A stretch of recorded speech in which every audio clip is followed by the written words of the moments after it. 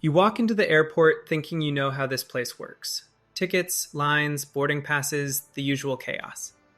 But what if I told you this entire system is built to outsmart you before you even reach your gate? Behind those friendly smiles and shiny kiosks, airlines and airports run a silent playbook. One filled with tricks, triggers, and quiet traps that decide whether you'll glide through your journey or lose hundreds of dollars before takeoff. These are the secrets they hope you never figure out. Whispered by flight crews, buried in TSA reports, and shared only among travelers who've seen the game from the inside. Because in 2025, the airport isn't just a place, it's a system. One that tests your patience, your wallet, and your instincts. And once you know how to read its moves, you'll never travel the same way again. Secret 1. The exit row trick airlines hope you never learn. It always starts with a seat. The kind that seems ordinary until you realize it's the single biggest upgrade you can get without spending a cent. The emergency exit row. Those few inches of legroom can turn a cramped nightmare into a comfortable flight. But here's the catch. Airlines know this, and they've weaponized it. American Airlines can charge up to $95 for that little extra space. Delta, up to $165 for the same air you were already breathing. It's brilliant business, but it's also a system that can be bent if you know where to press. I learned this from a flight attendant years ago. She said, "We don't just fill those seats randomly. We look for people who seem cooperative, calm, and confident." That was the clue. Every time I checked in afterward, I made a point to be that passenger. Friendly, relaxed, even a little humorous. When the agent looked up, I'd smile and say something like, "Hey, if you still need someone responsible for the exit row, I'm your guy. I'll take that duty with honor." It sounds silly, but it worked. Half the time. Because often, they genuinely need someone they trust to handle those seats. And when they have to pick quickly, they choose the person who made their job easier, not the one who demanded something. If that doesn't work, here's a quiet psychological edge. When asking for something, anything, add the word because. Could I switch to the exit row because my legs are long? It doesn't matter if your reason is small. The word itself makes people more likely to agree. And if the system still says no, sit close to the exit row instead. Because sometimes the person assigned there isn't fit to assist. And when that happens, the flight crew looks for a replacement. You'll already be right there. That's not luck. That's awareness. And once you use it, you'll never see a seat map the same way again. Secret 2. How TSA reads your body without you realizing it. At the security line, everyone's focused on the bins, the belts, the laptops, the shoes. But while you're juggling all that, TSA officers are quietly watching something else. You. Not your bag, not your ID, your behavior. This isn't paranoia, it's policy. For years, the TSA used something called the SPOT program, screening passengers by observation techniques. It sounds like some advanced psychological science, but what it really boiled down to was guessing. They were trained to study your face, your hands, your posture, looking for stress indicators. Maybe you yawn too big, sweat a little too much, stare too long, or your face looks pale after shaving a beard. Any of these could quietly flag you for extra screening. The problem? It doesn't work. The Government Accountability Office tore the system apart years ago, saying there was zero scientific proof it could identify threats. Yet the TSA still pours millions into similar behavioral analysis techniques today. Same game, new name. What makes it worse is how little oversight there is. They don't record race or identity when flagging passengers, which means some people get targeted more often than others. No pattern, no accountability. So how do you protect yourself from being randomly selected? You don't fake calmness, you practice it. Don't stare around like you're acting innocent. That's a rookie move. Keep your body relaxed, your breathing steady, your tone polite but short. Look like you've done this 1,000 times, even if you're secretly panicking about that forgotten bottle of water in your backpack. Because here's the irony. The harder you try to look innocent, the guiltier you seem. Blend in. Be natural. TSA can't read your mind, but they'll gladly misread your nerves. Secret 3. The gate agent surveillance game you never noticed. You think the real battle starts when boarding begins, but the truth is, you're being sized up long before that scanner beeps. Gate agents aren't just checking papers and smiling for show. They're scanning the crowd, quietly hunting for oversized bags before you even step in line. Watch closely next time. They'll sit at their desk, pretending to type, glancing up every few seconds. Their eyes move like radar, tagging passengers with carry-ons that look suspiciously full or bulky. When boarding starts, those names or faces are already mentally bookmarked, ready to be pulled aside and charged. Why? Because time is money. Once the first group starts boarding, every second counts, and catching violators mid-line slows the entire operation. So they plan ahead. I've seen this play out in real life. A traveler holding a slightly bulging roller bag, thinking they're in the clear, only to be stopped halfway down the jet bridge and told, "You'll have to check that, sir." The agent already knew. They marked him 10 minutes ago. If you want to avoid being singled out, the trick is not to look like a rule breaker. Keep your bag low, by your legs or under your arm. Don't parade it in front of the desk. And believe it or not, black bags really do blend in better. They don't reflect light or draw attention like bright colors or patterns do. Soft duffels and backpacks, they slide under the radar far easier than hard suitcases. It's not about hiding. It's about not inviting. Because once that agent decides your bag looks off, there's no convincing them otherwise. So next time you're waiting to board, remember, you're already on camera, even when you think you're not. Secret 4, the hidden commission trap that makes gate agents stricter than ever. Here's something most travelers never realize. For some airlines, catching you at the gate isn't just policy, it's profit. Budget carriers like Spirit and Frontier have quietly built a system that rewards gate agents for enforcing baggage rules. Every time they flag an oversized personal item or carry-on, they can earn $5 to $10 in commission. It doesn't sound like much, but multiply that by dozens of passengers a day, and suddenly, every extra inch of your bag is money in someone's pocket. That's why those viral videos you see, the ones where gate agents are arguing over bags that clearly fit, aren't accidents. They're incentives in action. I've seen it myself. A passenger calmly sliding their backpack into the bin. It fits perfectly, yet the agent still insists. It has to go all the way in, ma'am. The customer protests, but the fee is already printing. And here's the sneaky part. The gate is where you have the least power. You can't go back to repack, you can't dispute the policy, and the airline knows you won't risk missing your flight over an argument. One swipe of your card, and you're done. $60 gone, no refund, no recourse.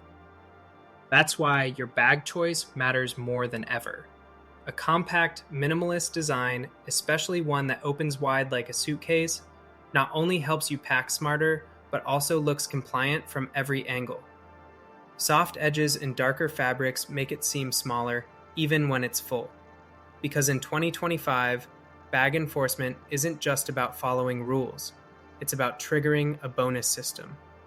And the easiest way to win that game is to never get noticed in the first place.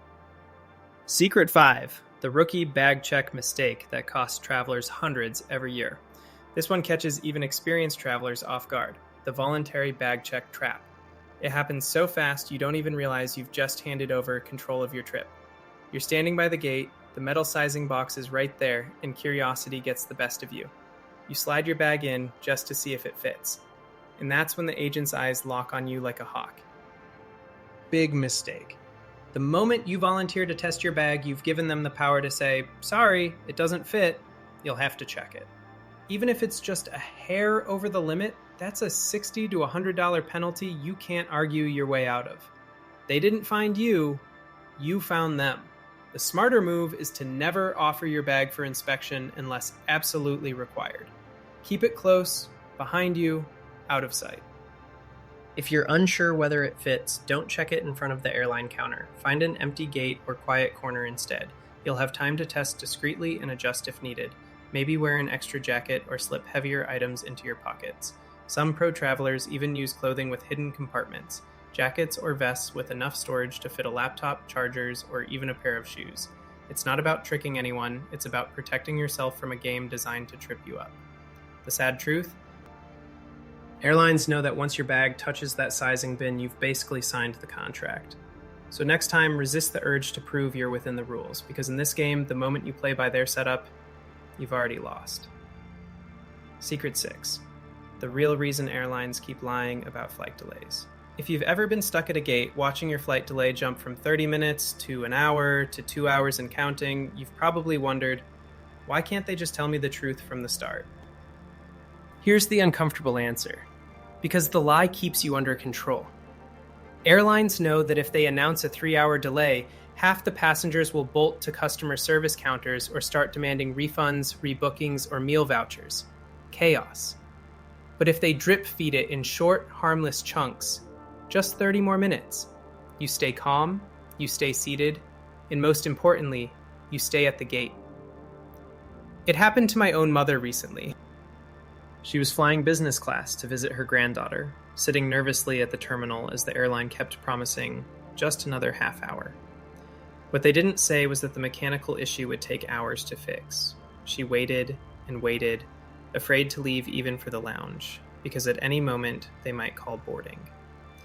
This isn't accidental, it's a tactic. Smaller, rolling delays reduce complaints, prevent rebookings, and keep people captive. And in some cases, airlines even undelay a flight, fixing an issue early and pushing departure sooner than posted. The goal? Minimize refunds, maximize control.